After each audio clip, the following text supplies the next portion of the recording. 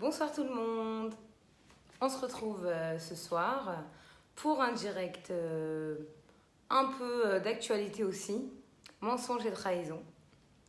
Alors d'abord, j'espère que tout le monde va bien. Ici à Paris, on a une canicule, je vous raconte pas, c'est incroyable, très dur. Donc voilà, j'espère que tout le monde s'hydrate bien, que tout le monde va bien, que tous ceux et celles qui sont en vacances passent des bons moments, profitent bien de leurs vacances et que voilà, ils kiffent quoi en gros. Donc ce soir, je vais parler de mensonges et trahison. Déjà pour les retours, après au niveau des exemples, de base je devais parler d'exemples que j'ai reçus. Mais je pense que pour parler d'un sujet important, je vais puiser plutôt dans ma vie personnelle à moi, avec ce que moi j'ai pu vivre, et en même temps vous faire part de l'expérience, et aussi en vous donnant des exemples, parce que c'est important de bien ouvrir les yeux, de ne pas croire à tout ce qu'on voit ou tout ce qu'on nous dit, c'est aussi important. Donc voilà, je compte sur vous, surtout partagez autour de vous, parce que le but, c'est la diffusion, donc de paroles de Torah, mais aussi de sujets d'actualité qui touchent tout le monde, mais aussi, surtout, parce qu'il y a des personnes qui vivent des situations, que ça leur parle, que ça les aide, et surtout, on ne peut pas laisser des choses comme ça et rien faire. Donc, je vais parler d'une histoire personnelle à moi et surtout vous montrer que jamais se fier aux apparences et aux parleurs et aux beaux parleurs aussi, aux personnes aussi en femmes qui parlent avec un bon discours et qui derrière, malheureusement, ce qui est dit et ce qui est montré dans l'acte n'a rien à voir. Donc voilà. Donc je remonte il y a 6 ans de ça. Je suis en relation avec quelqu'un que je rencontre par le biais donc, des réseaux sociaux. Et déjà très contente que vous soyez toujours aussi nombreux, surtout que je vous dis partagez. D'une, parce que je suis bloquée. De deux, parce que c'est un sujet, je vais vous dire, qui va parler vite à tout le monde. Parce que malheureusement, nous rencontrons tous quelqu'un qui nous ment ou qui en fait trop ou qui se cache derrière quelque chose pour arriver à ses fins. Et bien sûr, quand on est trahi, quand on est déçu, quand il y a un mensonge derrière, forcément, pour avoir confiance, parce que la confiance, c'est comme dans tout, hein, dans l'amitié, dans la famille, dans l'amour, dans le professionnel. Bonjour à tous. Et donc voilà, donc je vais commencer. Donc je remonte il y a 6 ans dans ma vie. Je rencontre un jeune homme par le biais des réseaux sociaux, donc dans Facebook. Et je parle avec lui et tout. Et premier abord, rien de top, franchement, j'ai rien à dire. Top, surtout tous les environs et tout. À la finale, je le vois, donc je parle avec lui et tout. Après, je le rencontre. Quand je le rencontre, bon discours, bonne valeur, aucun souci. Attention, je dis bien aucun souci quand on le voit, quand il parle, quand il me raconte sa vie et tout. Et c'est très bien parce que la personne qui m'a beaucoup aidée dans ce cas-là vient de se connecter. Donc Alex, salut.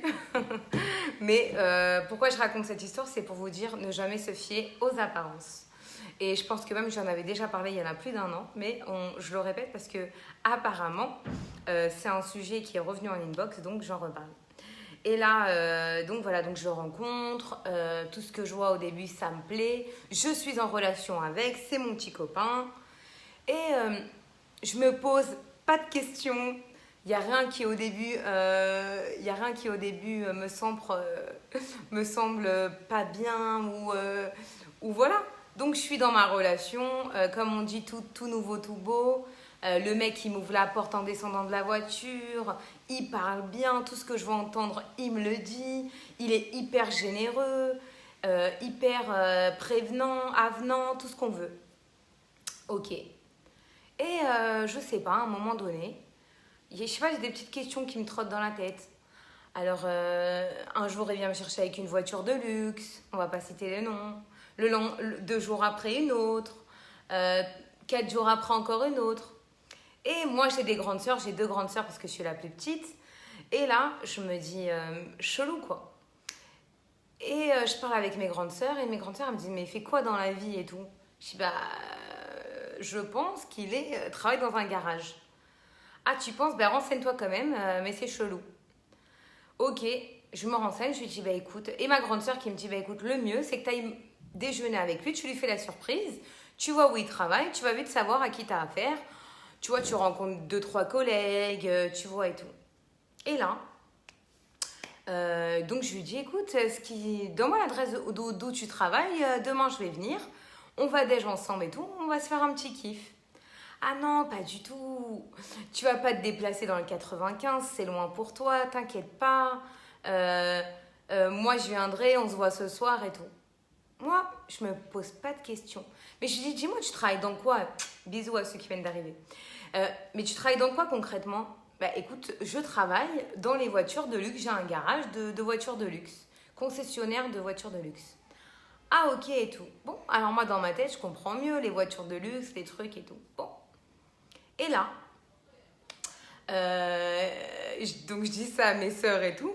Mes sœurs, elles ont quand même un petit doute, mais bon, elles me disent écoute, il n'y a pas de problème et tout. Et pour vous dire, 4 mois se passent, 5, 6 mois, ça fait donc 6 mois que je suis avec la personne. Je dis bon, je vais quand même le monter chez ma mère. Une fois, on va l'inviter à déj, détente et tout. Et avant que je l'invite à dîner, cette fameuse semaine, un soir, c'était je pense un mercredi soir, je dois aller dîner avec des copines et une de mes sœurs, donc la deuxième, Sarah. Et là, donc je suis avec mon copain et on a un accident de voiture. Et pourquoi je vous dis mensonge et trahison, pourquoi ça va avec. Qu'est-ce qui se passe? Donc on a un accident de voiture, il y avait une grosse moto, il a brûlé le feu, la grosse moto a brûlé le feu, ça nous a barré le passage.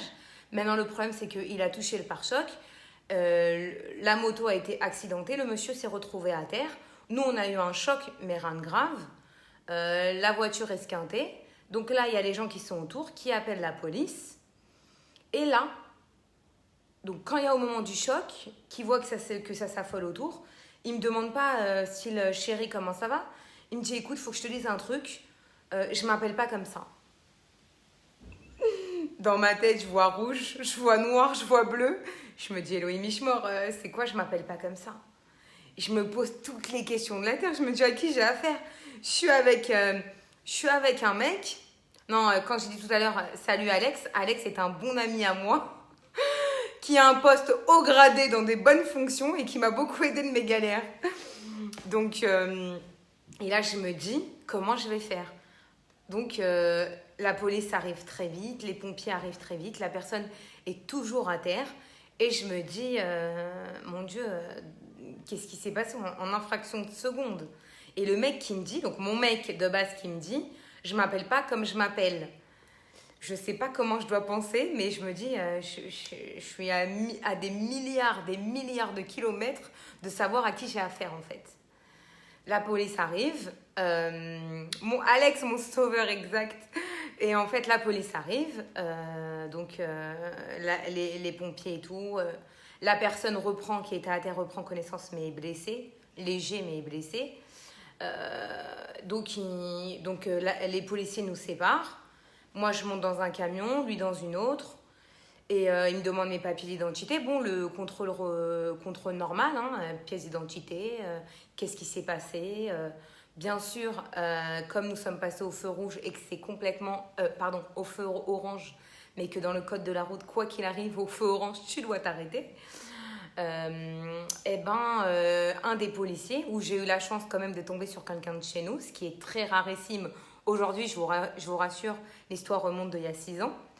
Qui me disent, donc qui me prend ma pièce d'identité et qui me sent complètement paniquée, au bord des larmes et tout, qui me disent écoutez mademoiselle, calmez-vous et tout, votre compagnon qui s'appelle Untel, donc il me dit le nom, je vais l'appeler Jonathan, qui de base s'appelle David, je change les noms, qui de base s'appelle David pour moi mais qui à la finale s'appelle Jonathan dans sa pièce d'identité.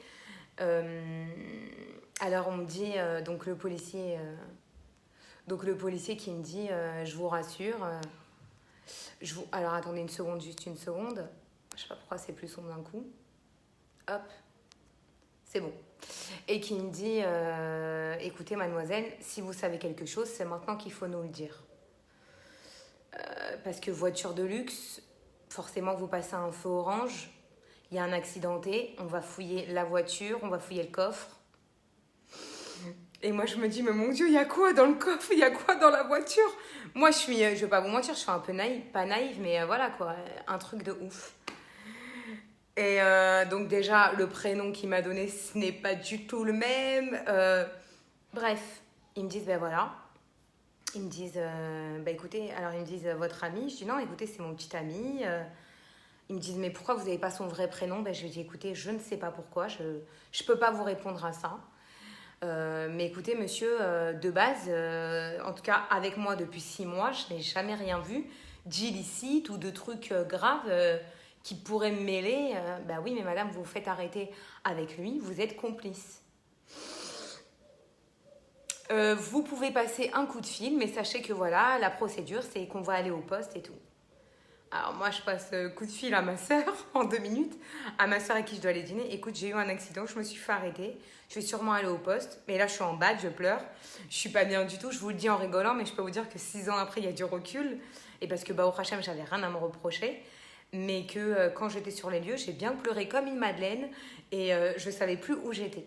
Et limite, c'était vraiment, je me croyais dans un vrai film. Et là, donc, on y va.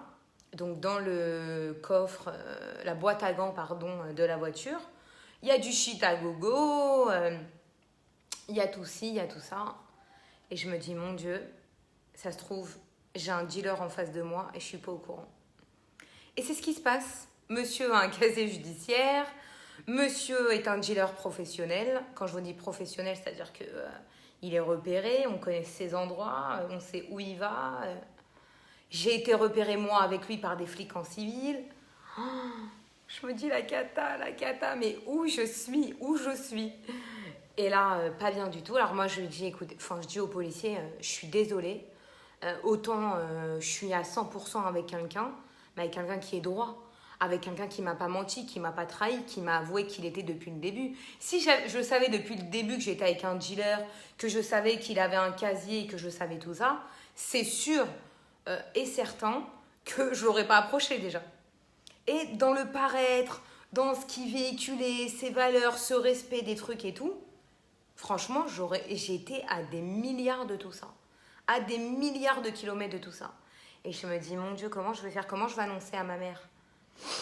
Et là, je prends pleurs. Honnêtement, je prends pleurs. Donc, j'appelle mon ami Alex, d'accord, qui, je lui dis, voilà, écoute, j'ai ça, ça, ci, ça, ça. Et ben, il m'explique comment faire. Et grâce à Dieu, je m'en sors. J'ai rien, moi, mais le monsieur part au poste et garde à vue et tout ce qui s'ensuit. Et il me lance un regard. Style, sa dernière fois, c'était et si tu avais su tout ça, est-ce que tu te serais mis avec moi?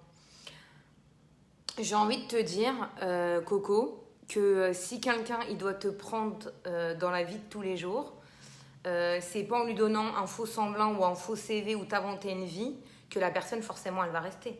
Parce que quand elle va apprendre tout ça, moi quand j'ai appris tout ça, j'avais juste de la colère en moi et de la tristesse parce que je me disais, mon Dieu, comment j'ai pu fermer les yeux sur tout ça?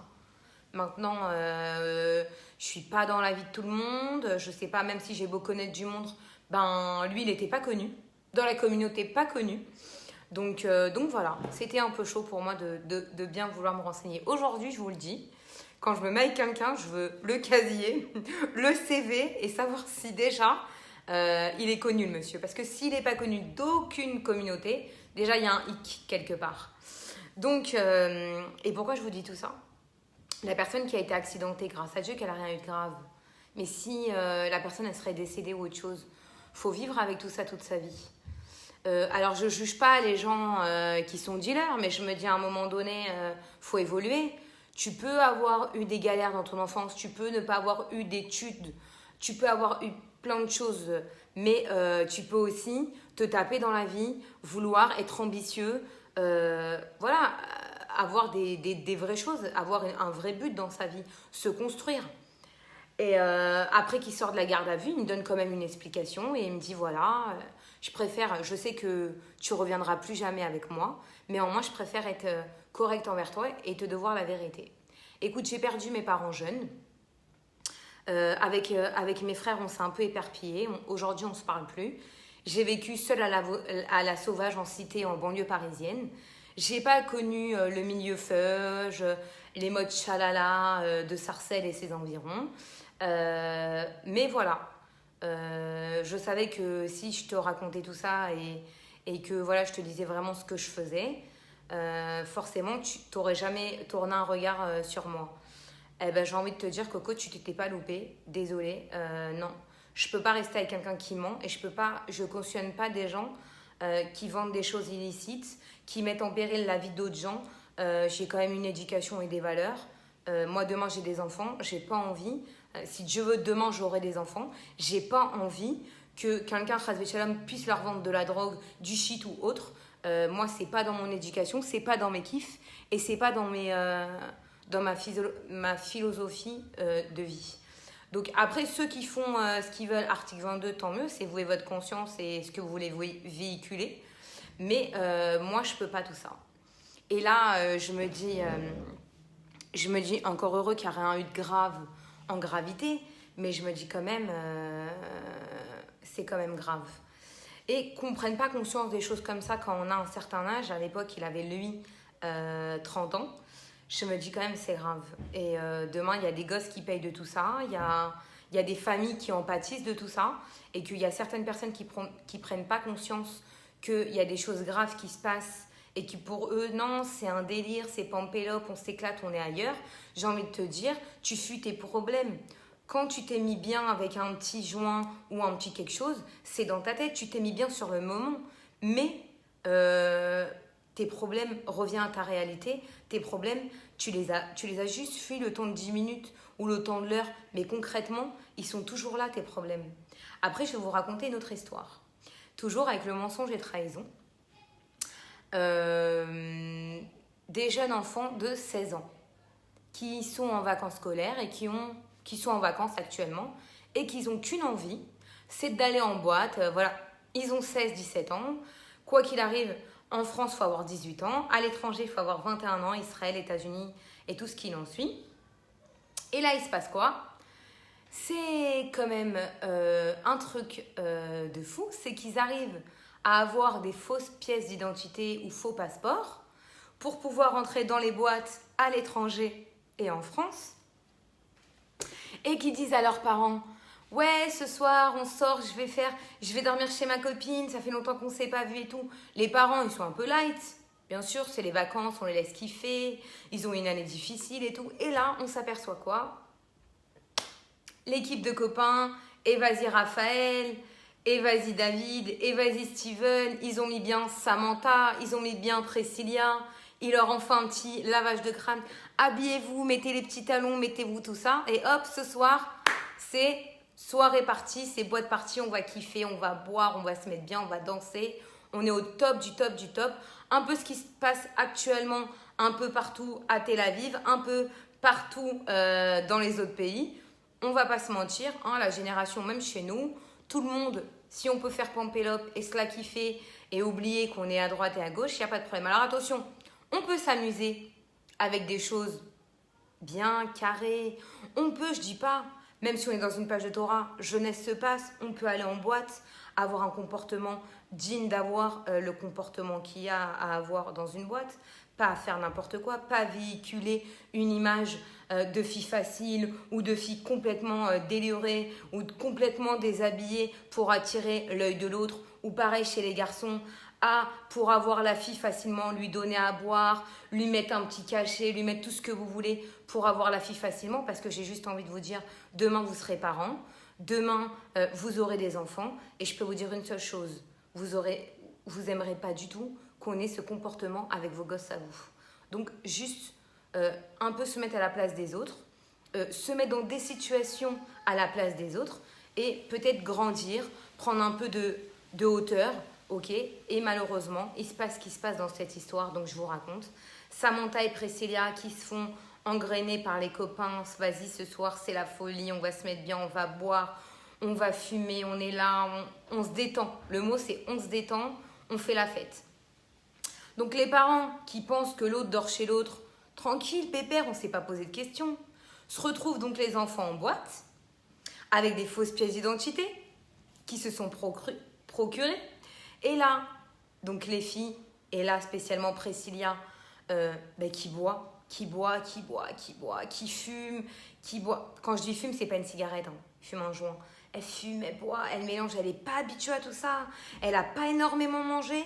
Et elle fait un bad qui l'amène à un coma éthylique. Et qu'est-ce qui se passe? Un videur qui arrive voit l'état de la fille, la police qui est appelée, tout le monde est arrêté. Et je ne vous raconte pas la suite. La petite est hospitalisée. Normalement, un coma éthylique. On se remet avec... elle nous fait un vrai bad et il y en a qui se remettent assez vite. Et elle, malheureusement, elle reste 2 semaines. Attention, c'est une histoire véridique. 2 semaines à l'hôpital. Pas bien du tout. Des problèmes, des trucs. Elle n'est pas bien du tout. Elle a eu, on va dire, un bad triple, mais le pire du monde. Et regardez ce que ça a enchaîné. Un mensonge. Je dors chez ma copine, je dors chez mon copain. Alors je dis pas qu'on n'a pas eu de jeunesse, je dis pas que on n'a pas fait nous aussi les 400 coups. Mais aujourd'hui dans cette génération, c'est qu'on ment, c'est qu'on va trahir, c'est qu'on peut plus donner la confiance à nos parents. Les gens avec qui on traîne, malheureusement ta copine ou ton copain qui entre guillemets de base est ton ami, t'as mis quand même dans une situation aggravante parce qu'on sait pas. Qu'est-ce qui peut se passer? On ne sait pas si tu vas te relever. On ne sait pas ce que ça peut engendrer. Et prenez conscience des choses. C'est de la prévention. Et là, je me dis, c'est quand même grave. Alors moi, l'histoire d'un ex. Ces gosses, l'histoire, on ment pour aller faire la fête. Et ça se passe, ça se finit à l'hôpital, ça se finit dans des bad trips, ça se finit dans des trucs graves. Et je me dis quand même, ah oui, ça c'est sûr, tu as raison, ma cousine. Nous, quand même, je pense qu'on a été très sages à notre époque et qu'on l'est toujours. Et que voilà, nous, je pense qu'on a une éducation et aussi on avait la crainte de nos parents et aussi la crainte de Dieu. C'est-à-dire que dans notre tête, quand tu faisais quelque chose de mal, c'était bim, il va te passer quelque chose. Aujourd'hui, je ne sais pas si les gens ont vraiment cette crainte que quand ils font quelque chose de mal, d'abord de réaliser que c'est quelque chose de mal, de prendre conscience, mais surtout de se dire, je ne vais plus recommencer et avoir la crainte de Dieu. Parce que derrière, tout ce que ça va engendrer, c'est qu'il peut se passer quelque chose dans nos vies. Et si ce n'est pas notre vie à nous, ça sera la vie de nos gosses. Parce évitez de croire que dans la vie, tout ce que vous faites en bien ou en mal, il n'y a pas de... c'est pas répertorié derrière ou chez vos enfants ou dans les générations d'après. C'est la réalité. C'est la réalité. Et aujourd'hui, c'est la réalité. Il a raison, Michel a raison. C'est une réalité. Aujourd'hui, il y a des parents, ils sont submergés par tout ça. Ils ont beaucoup de travail. C'est dur pour eux de compiler la vie professionnelle, la vie de maman, la vie de papa. C'est pas un jugement. Mais je vois très vite qu'aujourd'hui, quand on a un peu vite surpassé, on va donner un iPad, on va donner des téléphones, on va donner un cadeau. On va juste acheter quelque chose, donner quelque chose matériellement pour vite souffler, pour être en détente, pour pouvoir kiffer à la maison, pour pouvoir faire ci et faire ça. Mais malheureusement, je vais vous dire une chose, l'éducation, on ne la fait pas à 16 ans, on ne la fait pas à 17 ans. On la fait quand les enfants naissent jusqu'à 10 ans. Après, bien sûr, on laisse un peu prendre des responsabilités et tout. Mais ce que je veux vous dire par là, c'est que pour avoir confiance à un enfant, faut lui donner. Mais quand vous voyez que l'enfant il est bancal et qu'il fait n'importe quoi ou qu'il a des fréquentations bancales ou que derrière ça ment, ça trahit et que c'est sans foi ni loi, c'est à vous de recadrer les choses. Même quand on a 20 ans, moi aujourd'hui j'ai 33 ans, je peux vous dire que si mes parents, je parle ou je fais quelque chose et qu'ils vont me faire les grands yeux, je peux vous dire que je vais juste baisser ma tête et que je vais écouter et je ne vais pas avoir le dernier mot avec eux, je ne vais pas chercher à avoir le dernier mot avec eux. Et même si aujourd'hui je suis une jeune femme, parce que le respect et parce que je sais ce qu'ils m'ont impliqué et ce qu'ils m'ont donné comme valeur ou de la réalité des choses dans les épreuves ou dans les choses bien, que forcément je sais ce que moi je veux véhiculer et surtout pour faire honneur à ses parents, eh ben, il faut avoir le comportement adéquat pour qu'ils soient fiers de nous. Et pourquoi je vous dis tout ça? Parce que des fois c'est pas une mauvaise éducation, des fois c'est les fréquentations. Moi, j'ai connu des gens qui donnaient une très bonne éducation à leurs enfants. Et c'est émettre, c'est véridique. Et malheureusement, leurs enfants, ils n'ont pas eu les bonnes fréquentations. Ou à l'école, ou à l'extérieur de l'école, ou pendant des vacances. On rencontre un garçon, un flirt, une fille, on nous présente quelqu'un. Alors peut-être que pour cette personne, elle est bien, et pour une autre, elle est néfaste. On ne peut pas savoir. On n'a pas aussi les yeux partout. Mais ce que je veux vous dire par là, c'est que on reste pas. Il faut être vigilant et vigilante avec nos enfants, avec nos fréquentations, avec tout ce qui se passe autour de nous. Et elle est là l'importance de ce soir. Et pourquoi je parle de mensonge et trahison? Parce que j'ai envie de vous dire, si vous donnez à vos parents l'exemple qu'on ne peut jamais vous faire confiance, qu'on peut pas, qu'on a tout le temps été trahi et que vous mentez pour un oui et pour un non, ben malheureusement, vos parents, ils ne peuvent pas vous donner confiance. La personne que vous êtes en relation, elle ne peut pas vous donner confiance. Combien j'entends des potes à moi, d'accord, des potes, des copains à moi me dire « Regarde, j'étais en relation, j'ai été carré. » À chaque fois que j'ai été carré, je me la suis mangée à l'envers. Elle m'a trompée, elle parle avec des mecs dans Facebook, elle s'affiche comme ça, elle fait ci, elle fait ça. Et pareil, le mec, la fille. J'ai voulu changer, j'ai travaillé sur mon point, sur des points, j'ai voulu m'améliorer et tout. Et à la finale, je me suis mangé une carotte. Il chine tout ce qui bouge. Il chine mes copines. Il sait même pas que c'est ma copine. J'ai le message derrière. Il me dit que c'est un bonhomme. Ça l'est pas. Et je me dis, on est quand même dans une génération où ça fait peur. Bien sûr que ça fait peur. C'est pour ça qu'aujourd'hui, on met beaucoup plus de temps à se marier. Beaucoup plus de temps, on relativise sur les choses. On sait ce qu'on veut pas. On a un peu peur de parler de mariage, on a un peu peur de s'investir, on a un peu peur de tout ça. Et vous savez pourquoi? Parce qu'on a vu des choses, on voit des choses, on entend des choses. Et on vit dans une génération actuelle où tout est où tout sur le paraître, la futilité. Regarde l'autre, regarde celle-là, regarde celui-là. Et on ne prend pas conscience des vraies choses de la vie, des caractères, des traits de caractère surtout, des midotes qui sont les traits de caractère en hébreu. On ne voit pas les valeurs, on s'intéresse à tout ce qu'on voit sur le paraître. Ah ouais, la fille, elle fait un taille 36, elle est fraîche, aux yeux de tes copains, elle est fraîche, aux yeux de ton entourage, elle est fraîche, c'est bon, tu te mets avec. J'ai envie de te dire, si elle est fraîche, entre guillemets, qu'elle est bonne, parce que c'est le terme approprié et que moi je vais parler comme vous, mais que derrière elle a rien dans son cerveau, que tu sais que ça sera jamais une femme de maison et que si elle peut te la mettre à l'envers avec un autre mec ou un mec qui est beaucoup plus friqué que toi, elle ira vers lui, eh ben, j'ai envie de te dire que tu as tout compris, Coco. Mais où tu veux une femme dans ton lit pour une nuit, ou tu la veux pour la vie, et vice-versa. Il y a des femmes aujourd'hui, elles vont plus aller vers un mec qui a du matériel, qui est dans le paraître, playboy et tout, mais qu'un garçon, entre guillemets, qui est stable, normal, mignon, voilà, qui travaille gentiment, qui a des petits trucs, qui va être avec sa meuf tranquille et qui va avancer doucement mais sûrement. Ben non, la meuf, elle va se tourner vers le playboy. Tu vois, il faut qu'il en jette plein la vue. Faut que... non, lui, il fait pas Shabbat. Non, mais c'est pas grave. Mais que le mec te dise, mais Shabbat, il rentrera jamais chez moi. Et que tu restes avec un mec comme ça, je me dis concrètement... t'es né dans une relation juive, dans une religion juive. Alors ok, t'es peut-être traditionnaliste, t'as envie d'avancer. Mais concrètement, il faut se mettre avec quelqu'un qui nous fait avancer. Pas quelqu'un qui nous fait regresser. Parce que c'est quoi le but? C'est d'avancer ensemble dans la même direction et ne former qu'un.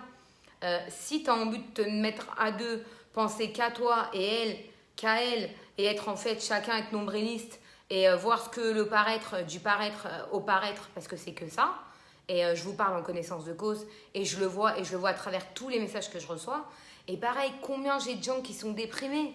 Ils sont tombés sur un mec ou sur une meuf où ils les ont trompés, ils les ont trahis, ils leur ont inventé une vie, ils savent plus où se passer et ils sont dans un désespoir total. C'est-à-dire que le mec, de base, il est marié, il s'invente qu'il est célibataire, il a plus de bague au doigt. La femme... de base qui est célibataire ou qui a divorcé, elle sait que le mec, il est marié. Mais vas-y que je lui fais du rentre-dedans, sans foi ni loi. Hormis t'es pas religieux ou religieuse, t'as un mec marié en face de toi, t'as une femme mariée en face de toi, tu t'approches pas, t'as pas de familiarité. Moi, j'ai des copains mariés, d'accord? Même si c'est dans le couple, c'est de base le garçon qui est mon ami, je sais pas, j'ai une limite. J'ai pas de familiarité, même si c'est mes potes, même si je rigole avec eux. Je sais comment je dois rigoler, je sais comment je dois me comporter. Il n'y a pas de familiarité qui s'installe. Et pour vous dire, même quand un copain à moi, il est juste en couple, il n'est pas avec la fille sérieusement, c'est-à-dire ça fait 2 jours qu'il est avec elle, il me dit, viens, on va manger au restaurant. Je lui dis, écoute, je l'appelle direct frérot, ça le calme. Écoute frérot, tu viens de te mettre en couple. Tu sais quoi, regarde, pour pas que les gens s'amènent à parler, parce que moi je véhicule quand même une page de Torah, et que j'ai quand même si je suis pas la plus religieuse du monde, même si je suis pas tous les jours sniout dans mon quotidien, en tout cas même si je le suis dans ma parole et dans mon caractère, je le suis pas physiquement, d'accord, derrière mon vêtement. Et je le précise encore et toujours, et jusqu'à que peut-être que j'avance et que ça vienne sur moi au quotidien, amen. Mais que voilà, c'est pour vous dire, c'est que faut savoir mettre des limites. Et oui, ça m'est arrivé d'aller même manger avec un copain moi qui est en couple depuis pas longtemps, et qu'après réflexion d'un de mes meilleurs amis, il me dit, Débo, fais gaffe quand même, parce que t'as l'image de la fille qui véhicule des choses, et les gens, ça parle facilement, et c'est la vérité, chez nous, le blablabla, le pia, on adore. Et c'est réel, même chez nous, on adore. Donc, il faut être hyper vigilant, hyper vigilante. Et il ne faut pas se mentir. Et il faut rester droit dans nos baskets. Et, Chazvé Shalom, je le dis, moi, je ne suis pas dans le jugement. Je suis personne. Encore une fois, c'est mon jugement à moi. C'est ce que moi, je pense. Mais pourquoi je vous dis ça? Parce que, malheureusement, il y a des gens qui flanchent. Il y a des gens qui flanchent. Il y a des célibataires qui se mettent avec des hommes mariés. Il y a des célibataires qui se mettent avec des femmes mariées. Il y a des célibataires qui ne savent pas. Et il y en a qui savent et qui n'en ont rien à foutre de savoir. Et qui sont sans scrupules et qui n'ont pas de peine à faire du mal à des familles, à des femmes mariées ou des hommes mariés. Et je me dis, ah, mon Raphaël qui est venu dans le direct. Miss you, mon pote. Mais c'est pour vous dire, on ne peut pas se permettre. On doit faire attention à ce qu'on fait. D'accord? Et quand on sait la chose, c'est encore plus grave. Alors ok, vous n'êtes pas pratiquant, vous êtes traditionnaliste, ou vous êtes ce que vous êtes, ou même religieux et pas religieux, et j'en passe, je rentre pas dans ça. Mais pourquoi je vous dis ça? Parce que quand on sait la chose, quand on sait où on va, quand on sait la gravité du Shulchan Arour, de ce qui dit que la femme qui fait l'adultère est beaucoup plus grave qu'un homme qui fait l'adultère, alors qu'on va me dire, ouais, mais les hommes, les trucs, moi je rentre pas dans ça. Je parle de ce que dit le Shulchan Arour. Le Shulchan Arour, il dit des choses. On a une religion, on la respecte ou pas. Après, c'est même pas une question que tu respectes ou pas la religion. Tu as un cas de conscience. Je sais pas, tu vas pas toucher un homme marié. Tu vas pas toucher une femme mariée. Tu vas même pas lever ton regard sur cette personne. Tu vas pas échanger des choses. Tu sais que ton pote, il est marié, t'as pas à l'appeler pour avoir des nouvelles. Je suis désolée, même si on va me dire, oui, mais trucs, il n'y a pas. Faut avoir cette limite. Faut savoir dire non. Tu veux des nouvelles, ben t'appelles la femme. Ou vice-versa. T'es son pote, t'appelles le mari, t'appelles pas la femme. Je suis désolée, il y a des limites à avoir, il y a des règles à respecter. Tu veux pas que ça prenne des ampleurs, alors ne dépasse pas les limites qu'il faut pas dépasser. Tu veux qu'on te respecte, respecte les gens. Tu veux que les gens, ils te parlent bien aux gens. Comme tu veux avoir, il faut que toi-même tu as ce comportement envers les personnes. Et quand je dis qu'il y a beaucoup de mensonges et de trahison, il y a des gens, ils vont fauter. Encore une fois, on n'est personne pour juger, tout le monde a le droit à une teshuva. Mais une vraie teshuva sincère. Un vrai truc où on est vraiment suivi, avec des rabbinim, où on fait un vrai travail, où on coupe les ponts avec les gens. On ne les garde pas en potes, on ne les garde pas en amis. C'est pas un but, d'accord? Tu sais que tu as fauté, tu vas pas, tu restes pas en relation avec la personne avec qui tu as fauté. Elohim Ishmor. Tu t'espères quoi? Déjà que tu veux faire une teshuva. Donc, fais les choses bien. Cadre-toi. Va dans un mikvé, va te tremper. Change complètement tes fréquentations. Fais un pas vraiment. Fais un pas vers l'autre. Je vais vous dire quelque chose. Si ce soir, on est plus de 100 personnes sur ce direct, c'est pour vous dire que tout le monde a conscience de la gravité des choses. Et j'ai envie de vous dire qu'aujourd'hui, c'est une sonnette d'alarme que je tire. Parce que combien je reçois de messages, combien qu'on m'appelle, combien je vois des choses et je me dis, je me tais, mais je me dis, j'en pense pas moins. Combien on m'apprend des choses et franchement, avec le caractère que j'ai, je me dis, comment tu fais pas tout sauter? Comment tu gardes les choses en toi? Et avec ça, j'ai envie de prendre du recul par rapport à ces gens-là. J'ai envie de me mettre à des milliards de tout ça parce que je me dis, moi, c'est pas mon éducation, c'est pas ce que je véhicule, comment j'aimerais pas qu'on me fasse les choses et que je me dis peut-être que j'ai peut-être les yeux fermés sur certaines personnes que je pense connaître ou certaines choses que je vois au quotidien et qui me rendent triste parce que je me dis, Elohim, Ishmor, tout ce que ça engendre. Quand je vois des gosses malades, quand je vois des soldats malheureusement quitter ce monde, quand je vois des familles souffrir, quand je vois plein de choses, plein de choses. Aujourd'hui malheureusement on entend trop de choses. Et c'est les bons qui payent pour les mauvais, et c'est réel. Ceux qui disent non, eh ben vous êtes dans le faux, parce que c'est réel. Les avérotes du peuple juif, quand ils sont commises dans une communauté, et qu'il y en a plein qui le savent et qui font rien, eh ben c'est participer à une avéra. Et pareil dans le bien, quand on fait une bonne action et que les gens participent, eh ben c'est multiplier le bien. Autant dans le bien, autant dans le mal. Alors voilà, ce soir, prenez conscience. Prenez vraiment conscience qu'il y a des gravités. Que faites attention à ceux qui vous parlent derrière les réseaux sociaux, à ceux qui vous font croire que vous êtes la princesse de leur vie, le prince charmant de leur vie, et que derrière, c'est que du parler. Et c'est le mec, même quand tu vas le voir beau gosse, playboy, ou la fille hyper fraîche, et que pareil, elle n'a pas le comportement adéquat d'une Bat Israël ou d'un Ben Israël. Alors, il faut savoir ce qu'on veut plus. Il faut faire attention, il faut être vigilant, il faut être prévoyante. Il faut faire attention à nos fréquentations. Il faut surtout savoir quelque chose. Entourez-vous des bonnes personnes. Entourez-vous des gens qui ont la crainte de Dieu. Parce que je peux vous dire quelque chose. Et ça, c'est sûr et certain. Les gens qui ont la crainte de Dieu, c'est des gens qui vont vous amener vers le haut dans votre vie. Quelqu'un qui n'a pas la crainte de Dieu, la crainte d'Hachem. Quelqu'un qui veut aller dans les mauvaises choses, qui est malsain, qui est pervers, qui est plein de vent, parce que pour moi, quelqu'un qui parle, mais que dans l'action, c'est complètement quelqu'un de différente ou de différent, posez-vous les bonnes questions. Sur ce, belle soirée, merci d'avoir été si nombreux et si nombreuses partagées. Et juste une chose, bien sûr que la teshuva existe, mais la teshuva sincère, avec un vrai regret, avec quelqu'un avec qui on coupe vraiment les ponts, qu'on ne cherche pas à avoir des nouvelles, à savoir, et à pia pour parler. Prenez conscience. Et Baruch Hashem, et je vais finir sur ça, et un petit clin d'œil à Magila. Y a quand même des gens bien. Il y a des gens qui font du bien. Il y a des couples qui sont Baruch Hashem très bien et qu'Hachem, il leur ajoute. Il y a des gens qui font du bien au quotidien. Il y a des gens qui amènent de la joie au quotidien à d'autres personnes. Il y a des gens qui sont heureux en amour, heureux en amitié, heureux dans leur famille, et qui véhiculent beaucoup d'amour et qui font plein de bien, et qui sont droits, qui mentent pas, qui trahissent pas, et qui ont une chose en tête, qui ont un shalom bayit au quotidien et qui savent qu'ils doivent travailler dessus, qui doivent honorer leur femme et honorer leur mari, d'accord, et qui travaillent ensemble pour s'élever ensemble. Ça, c'est la réalité des choses. Ça, c'est un couple qui a la crainte d'Hachem. Ça, c'est un couple qui va avancer et qui aura, même dans leurs difficultés ou leurs galères, eh ben, ils vont avancer ensemble. Et c'est ça qui est beau. Et Baruch Hashem, heureusement que ça existe.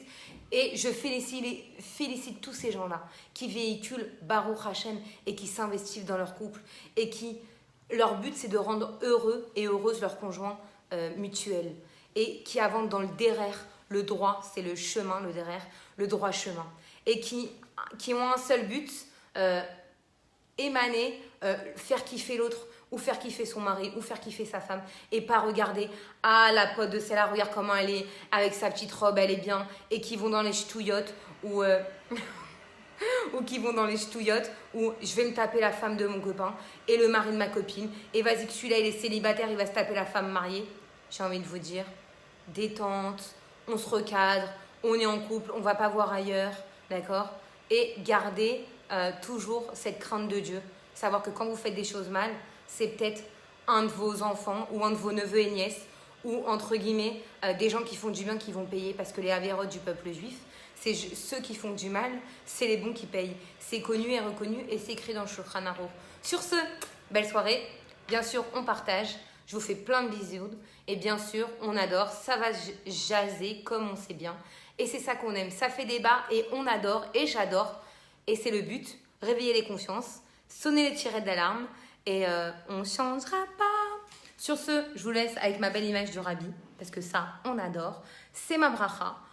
J'embrasse bien sûr toute ma famille qui est à l'étranger, mais qui est quand même sur le direct. Mes parents et mes amis proches qui sont avec moi aussi à Paname, qui me supportent et surtout qui m'encouragent.